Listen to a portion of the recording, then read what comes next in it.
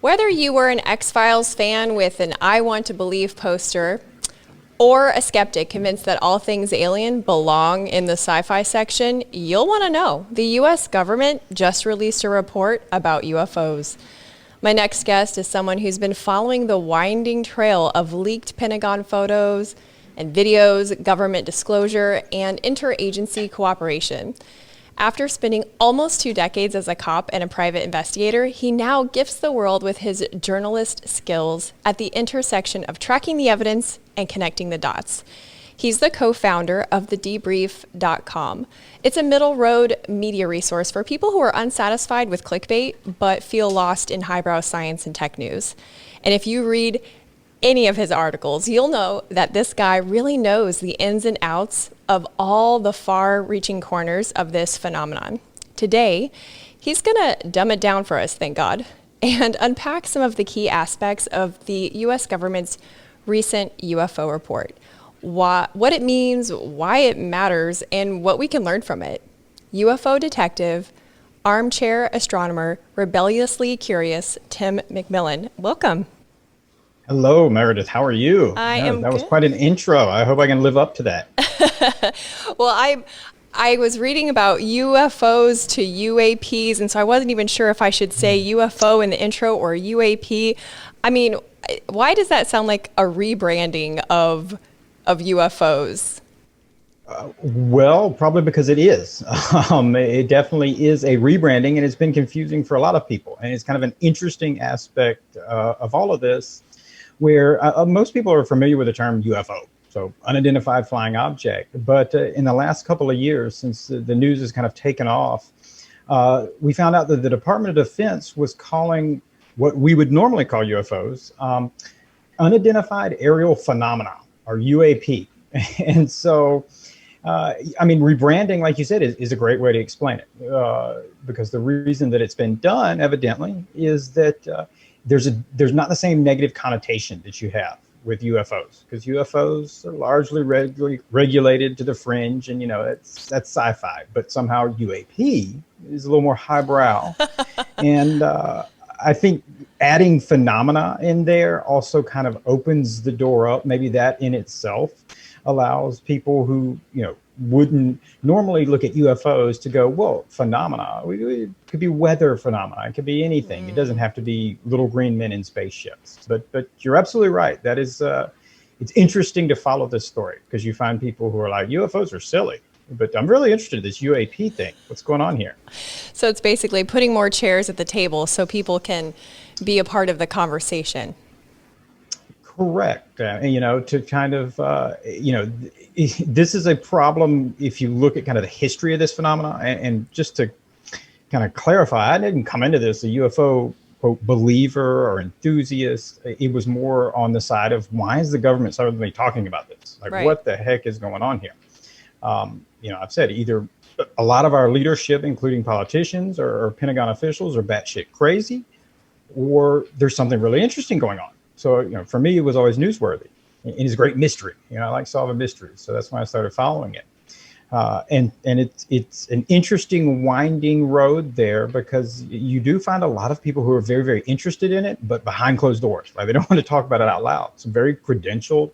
I've had conversations with really esteemed professionals at major Ivy League universities, different major corporations who secretly harbor this interest but wouldn't say it out loud. And so I think by calling it UAP, or unidentified aerial phenomena, maybe it's given some legitimacy where they can discuss it and not be made fun of.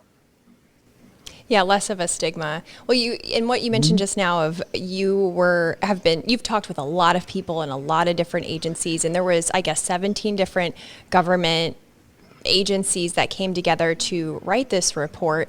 Have you heard from people from each agency what you were just saying about they've talked to you in private about it? Has that happened from every agency? Well, it's important to caveat that report and how it was generated. And the report that was released by the Director of National Intelligence just at the end of June. It has a whole bunch of agencies that help participate or were involved. Now, what their involvement is, could be very limited. There's really only two real principal organizations in the U.S. government. And it's important to kind of understand, anybody who's worked in the government realize this is a sprawling vestige that is just ridiculously cumbersome and bureaucratic. But there's two primary organizations which are involved in this, and that is the Undersecretary for Defense of Intelligence's office, and basically the person in charge of intelligence for the Department of Defense, and the Office of the the Office of Naval Investigation. So the Navy's intelligence and investigative arm. Those are the two primary people that have been involved in it. Now, I have been fortunate.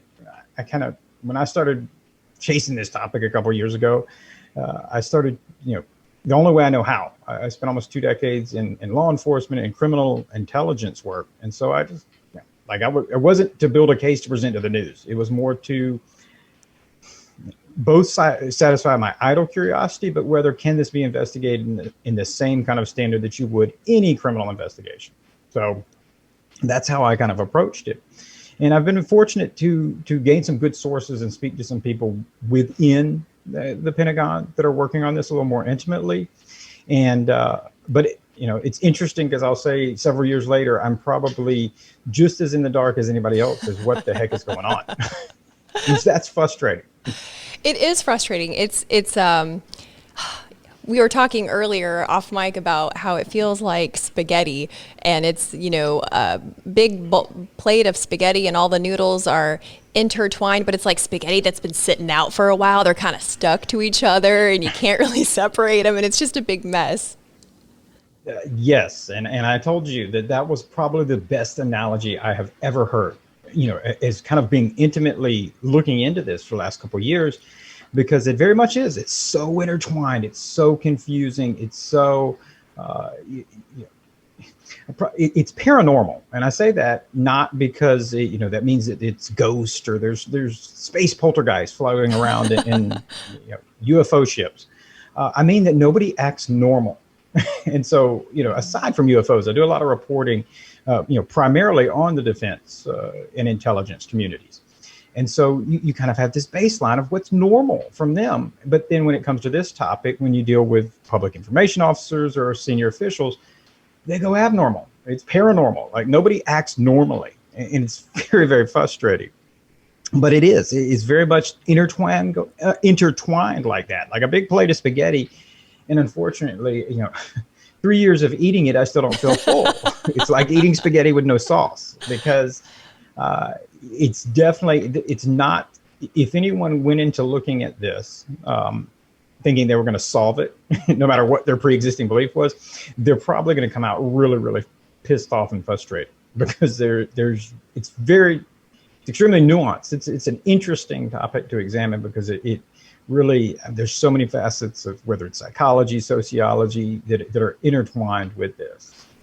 Yes, and you mentioned in your debrief report on the Pentagon report that this report is, quote, preliminary. And so I feel like that is the perfect way to kind of prepare ourselves actually Netflix has prepared us for this long ago, because we dive into these, series that we love and then they leave us hanging at the end. That's pretty much kind of what's happening here.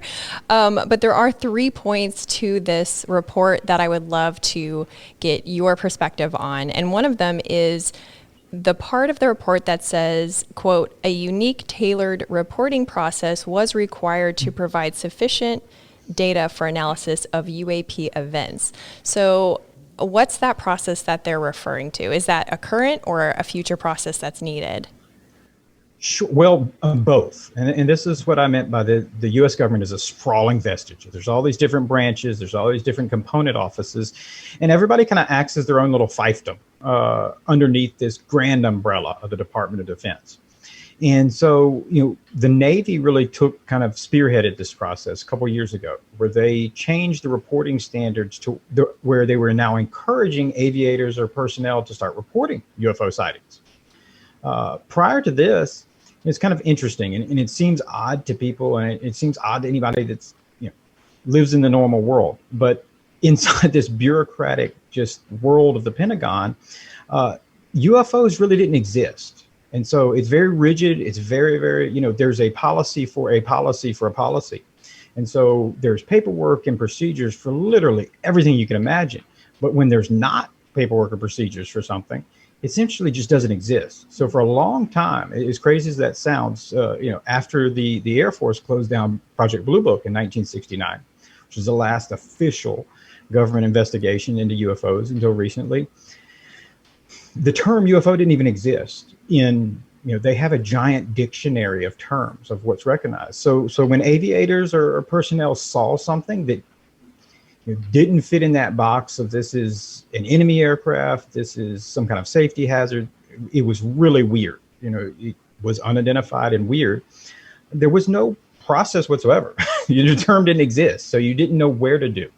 And so the Navy has spearheaded it where they started encouraging their pilots and personnel to start reporting it. They started funneling these reports to the Pentagon created the Unidentified Aerial Phenomena Task Force, the UAP Task Force, who is tasked with investigating this. And so this stuff would get funneled to them. Now, the Navy's been doing that. However, it was highlighted in this report, and I've heard it from plenty of people who helped prepare the report.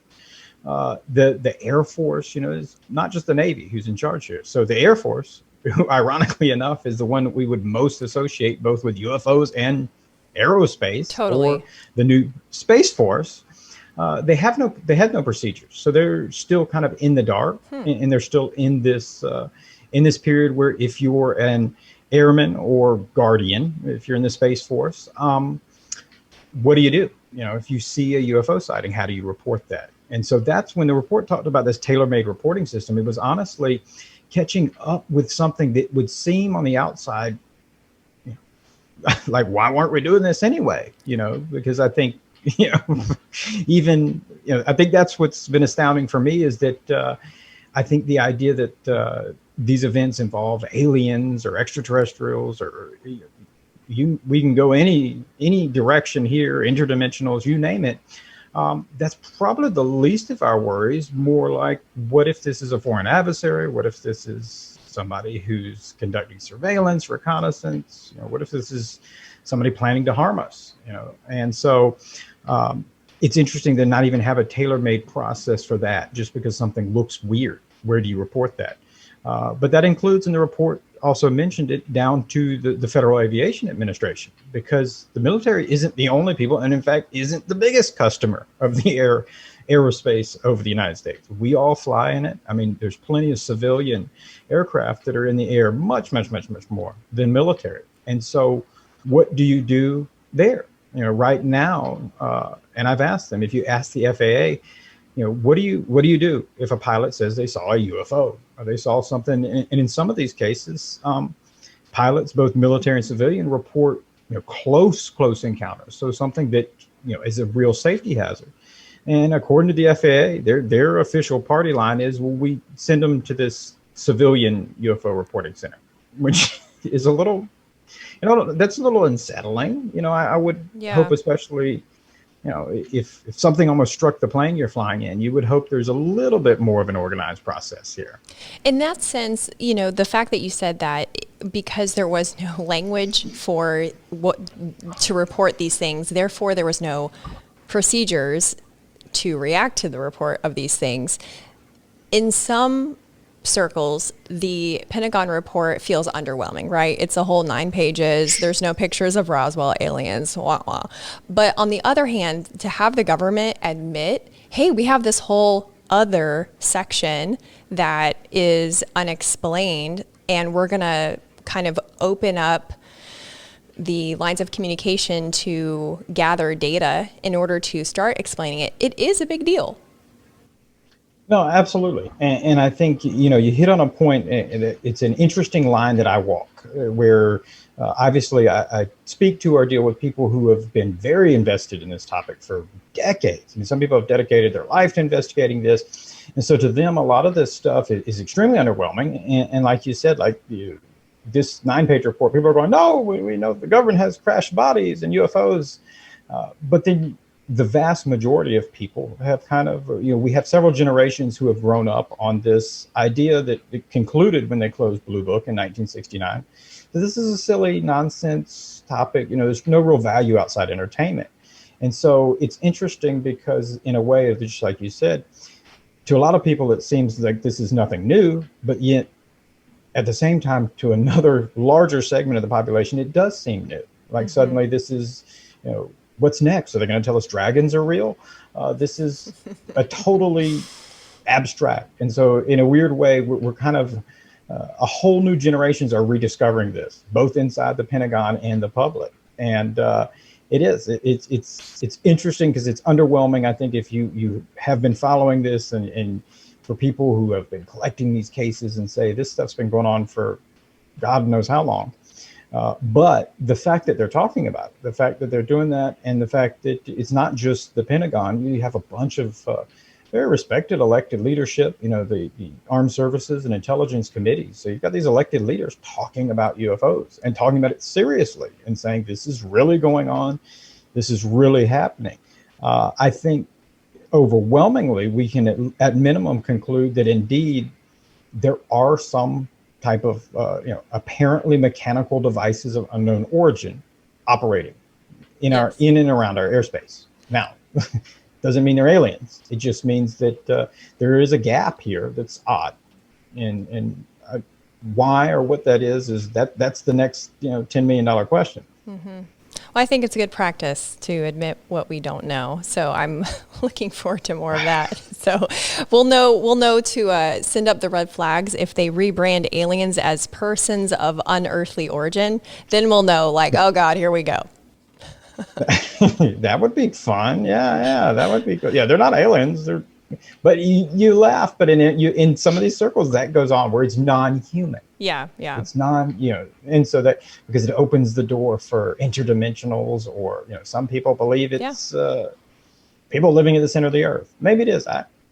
That's an interesting theory, because one of the questions that actually my husband wanted me to ask you was the issue of propulsion, because obviously traveling at the speed of light, a little complicated. And so are these, let's go with these beings theory here. So are the beings so advanced that like Earth is like Costco, like BRB, and they're going to zip over here? Or is it kind of like when we go on, overseas to missions, they're stationed here, this is their assignment and they're already here and they're zipping around, which brings up a whole nother issue. And I know I'm doing the thing you're not supposed to do, which is asking two questions at once, but it also brings up the issue of if they're so advanced, then why are they letting us see them? So I know this is not really your area per se, but you definitely, as you said, hear these conversations happening. Sure. Yeah. No, and I'm happy to kind of offer my opinion, and I always caveat it. It's just my opinion, because when it comes to anything reporting, I try to be as objective as humanly possible. But those are some. But sitting around the around the living room chatting with friends. Obviously, these are all things you kick around, and they're all interesting questions.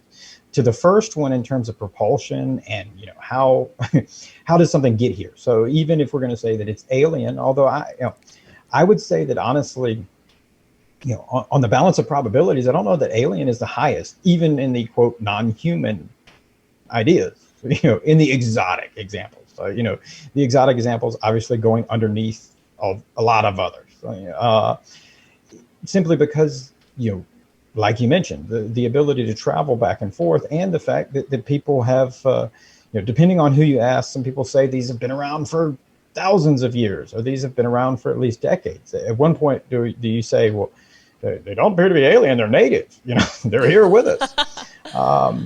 That's a startling proposition, but they're here. But if we just isolate it to what people often claim they see, so like you just said, instantaneous acceleration that exceeds anything that we're familiar with, hypersonic velocity, acute right angle turns, abrupt stops. It's not even just the propulsion systems that we don't have. It's there's a laundry list of innovative technologies that we're not even close to, that you would be required, including the material science to handle it. We don't have the material science to handle sustained hypersonic flight. That's why The only hypersonic vehicles we have are either, as reentry vehicles like the space shuttle, but it's coming, it's landing, they take the coat off, it's not consistent flight. Or missiles, because they just blow up. We don't care how long they survive, as long as they get to their target. But we don't have the material science to handle sustained hypersonic flight. It takes a lot. It's a lot of friction. It gets very, very hot. We don't have the energy source. We're still largely using, we're shooting rockets up. We're putting people in space on the same technology we used in the 1960s. We're firing kerosene rockets up. It's not revolutionary. And so we don't know what is the energy source. It takes a tremendous amount of energy to instantaneously just take off somewhere. But then also these things are reported to loiter for extended periods of time. So, what is the energy source there? Oftentimes you don't hear people report sonic booms, which is the sound whenever you break the sound barrier. So how is this going on? I think that's what makes it a fundamentally difficult problem, because there's so many different things that if you look at it from a scientific point of view, you're like, well, this is just can't be. So, how something like that could be coming and going, I don't know. I mean, I wish I had an answer for your husband. I wish I could tell him, and I could tell him what. I get lots of emails from people who say, "Well, this is how and that," and I'm like, "Well, that's something." Yeah. But I don't know. And what was the second one? Now I've gotten on a tangent about. No, that was a great response. It was about someone had mentioned like, hey, if these are aliens and they're so advanced, why don't they turn off their high beams when they're hanging out and testing their equipment? Well, yeah, and he goes into that same unknown. And maybe the most unsettling thing is the fact that possibly aliens or non-human whatevers would be visiting us, and they really don't give a shit about us. That is unsettling, actually. Right. And I think that's maybe to an extent, and even I've spoken to very esteemed astrobiologists or astronomers who look at that. And I think even that idea that, well, what if something was visiting us? Clearly, it really doesn't care. I mean, it's not stopping to say hello. Mm-hmm. It's not, and I don't know that would be what we would do. If we found life on a nearby planet, we were capable of traveling there, I would think that we would attempt some type of communication. There's lots of theories for that. People say, well, human beings are kind of, if you looked at us from afar objectively, we're kind of assholes. We start wars and we do everything else. If they've ever looked on Twitter, they're probably like, you know what? I don't think I want to talk to them. Lord, if aliens get Twitter, I'm out. Like I can't deal with that. But yeah, I mean, do we as humans stop to go, hey guys, we need to talk to the ants. We need to really communicate with them. So that's an interesting point. And I love also in the first answer that you talked about the, sharp right angle turns and the propulsion and the technology that would be required to achieve the movements that we have witnessed of the UAPs. I'll probably never get used to that, which kind of ties into the second part of the report that I wanted your feedback on, because it was about measuring the data from the UAPs. It also mentions the social cultural, I'll just read it. Social, cultural stigmas and sensor limitations remain obstacles to collecting data on UAP. And I often wonder if the changing of the name UFO to UAP is their part of their solution to socioculture. Okay, let's stop making people feel crazy for reporting these.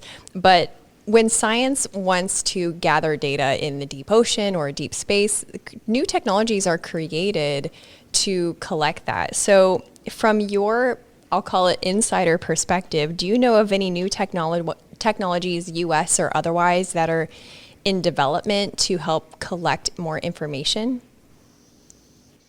I don't know of any technologies that are specifically being under development for that. I am aware of the fact that kind of as happenstance, new technologies have been developed, and they seemingly have allowed for the detection and the increase in these sightings. Some of those technologies are give you a broad overview of these just persistent pulse radar systems that are on our aircraft now. So instead of the old systems, maybe you saw the little scope that swings around. You have the big radar tower at the airport that swings around. These don't do that. They consistently send out a signal. And so they're persistent. That has seemingly led to an increase in radar detections of bizarre something moving out there. The other one is advances in airborne synthetic aperture radar. So more interesting stuff that essentially you fire a radar beam out and it allows you to render a three-dimensional image of objects. And you can use this now.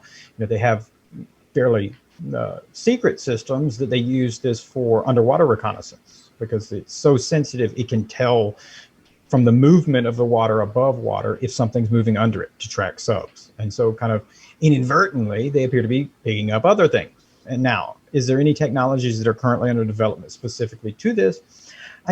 Not that I'm aware of, but that I think that you're hitting on one of the most interesting parts of that entire report, though it was really short and it wasn't very specific. What they were saying was, in saying that was a challenge. There was a challenge that many of the systems that are designed for are mission specific. And these are highly integrated systems. It's not like Top Gun and it's not like World War II where these jet pilots get in these cool dogfights. It's what they call high noon shootouts. He who sees first wins. And so these systems are designed to be very, very integrated, giving pilots and personnel just massive situational awareness so that they can see things at a great distance and they can fire these missiles from 100 miles away that are fire and forget. They can fire it and then fly away. And so it's very interesting because these are very sophisticated, very robust systems that are designed to identify aircraft through a whole host of ways. It can give a pilot a picture that will say, that is a Su-57 Russian fighter jet. I know it is that because of the electronic signatures, because of the radar signatures. This is why, this is where it's going. And so that's how it's designed. But when they're talking about this, the fact that these systems were designed to detect everything that we know about aren't, well, what are we talking about? Mm-hmm. I think that's part of the mystery. And I think you're right that you're going to have to adapt or evolve systems to try to specifically target that kind of stuff. And I'm so grateful that you have the debrief.com. And I know at the end, you'll share all the ways that people can follow and stay in touch with you. But it's this sort of complicated spaghetti plate of technology and defense and a conversation that can really, it's hard to keep up with. But it is so fascinating. The last aspect of the report that I would love for you to comment on was about threat. It said UAP. This one really actually surprised me. I was like, whoa, this is strong language, because this is kind of at the end of the report. So the whole report's like, it's summary. We don't know. And then it's like, we need better tools to measure, and we're going to rename them. And then it's like threat. So it says UAP threaten flight safety and possibly national security. And I'm like, wait a minute. Stephen Greer said they're harmless. What's going on? Well, if he said it, then it must be true. And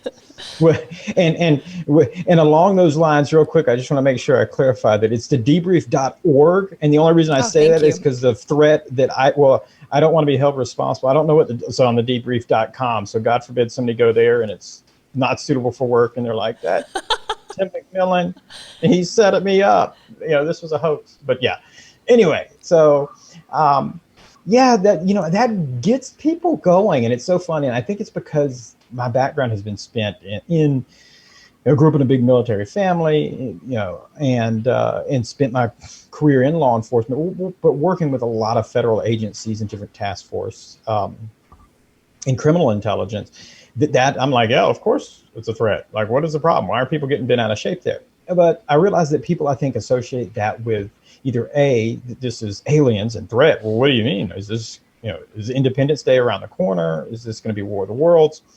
I think what we're really talking about there is that it's important for people to understand who's preparing these reports and where all this news and information is coming out from right now. And that is the Department of Defense. And that is what the Department of Defense's job is to mitigate threats, defend the country, protect national security. You know, likewise, if you ask them, you know, if you ask somebody in the Pentagon to do your hair for you and do something else, they're probably going to approach you and be like, well, what threats exist here that, you know, these sharp scissors could pose risk to, you know, it's their job, you know, and that's where they view things. And I think under that kind of precedence at the same time, you know, and I'll say, in speaking to people who have been very much actively involved currently or previously in these programs, it is, you know, nobody has given me an indication that they do know exactly what this is. And so if it is unknown, it's, I think the word that's often left out is threat potential. And so the potential there, it can be a threat. And, you know, because there's plenty of examples like that, you know, the first bombings at Pearl Harbor were detected on radar, and somebody said, that's not a threat. That's probably just, you know, another Allied air wing that's flying through. And now at the same time, it can still be aliens, and all the aliens who are visiting here can be friendly as can be. But if the potential that something has the ability to come and go as they please and kind of go undetected exists, well, that doesn't mean that, like, you know, what was the bad race of aliens in Star Trek? You know, that they can't show up, or that the Darth Vader and, you know, the Empire can't show up with the same technology. And so that's, I think, in my opinion, I think that threat potential term is definitely appropriate. But I think what's missing here, and especially where the public is most familiar with getting new information and where this should be coming from, is science. And it's important to remember this is Department of Defense. This isn't scientists doing this. That's a really good reminder. I know we're running out of time and it's so tragic. I just have a couple of more questions. You live in Germany, and so I'm really curious what the global conversation about this is like. Is UFO culture cover up, conspiracy? Is it mostly a U.S. thing? It's not mostly a U.S. thing, but there is some definite cultural differences there. And I say it's not mostly a U.S. thing because Russia has a very robust kind of UFO belief system. And in fact, though the formal Russian Federation government doesn't have anything to do with this talk and doesn't talk about it publicly, the people in Russia are very inept to, you know, UFO equals alien. Like here it's a little taboo to kind of go that route, but there in Russia, even in the media and everything, it's, you know, if you saw something strange in the sky, oh, it's aliens. Of course it's aliens, duh. So it's no big deal. However, in other regional places, you know, here in Germany, I'll say that the topic is pretty much non-existent. You know, it's not something discussed. You do have small groups of people who kind of UFO researchers here who do go out and they do, you know, I've had contact with some of them who talk about these cases that ongoing where people in Germany see UFOs and the like. But in terms of what you would see in like the media exposure and all the hoopla, no, that tends to be really Western. So the United States, the United Kingdom, Australia kind of lead the way there. Canada's in the mix. But at the same time, China just recently, and I reported on this a couple months ago, China acknowledged that they were having an increase of weird UFO sightings. And in fact, they rebranded the term. And it has air conditioning or something in it. Like yes, their task force. Right. Yes, anomalous air conditions. Yeah. Like what the heck is that? We were like, well, that definitely sounds better in Mandarin. Right. I've said there's gotta be a loss in translation there. Like 100%. I feel like air conditions means something different. This is so fascinating. So yeah. Well, as we wrap up, I would love to know also your opinion on what you feel that we can learn as a society from the possibility of life in other corners of the universe. Well, and I would kind of apply it to the UFO topic. I will give my general philosophy of what I take into looking at this, because like I mentioned earlier, if you go into this thinking you're going to solve it, it is going to be a very disheartening venture because it's a hall of mirrors.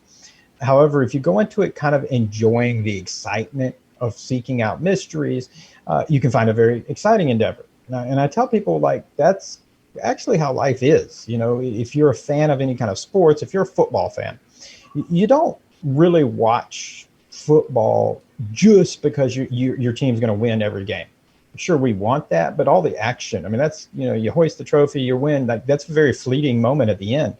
But all the action, all the excitement comes in the middle, in the game, in the actual play. And it's this, it's that potential that you could win or lose. So that's where the fun is and exciting. So if people hold their kind of, I've seen people who get involved in this and they want to solve it so badly that it goes bad for them. In some cases, mental health wise, it's a tough, the unknown is a tough position to be in psychologically.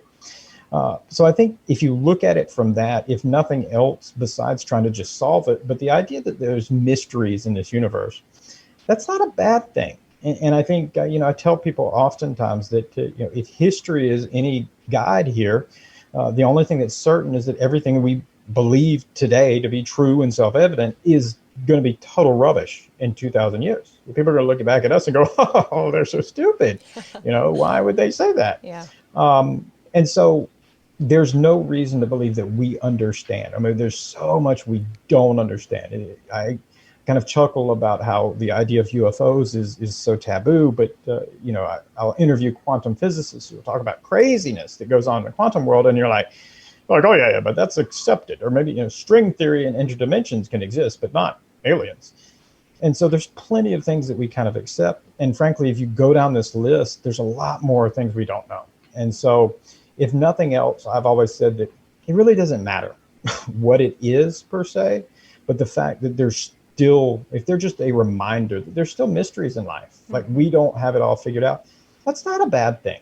And I, it can be a very good thing, because I tell people, as long as there's still mysteries and unknowns, that means tomorrow can be better than it is today. You don't know what's out there. It means there's still unknowns that exist. And so I think if you approach it from that angle, it's the same thing with aliens and everything else, because I don't know that actually solving that, and let's say these are aliens, or let's say that we find alien life, I don't know that in itself is a great thing.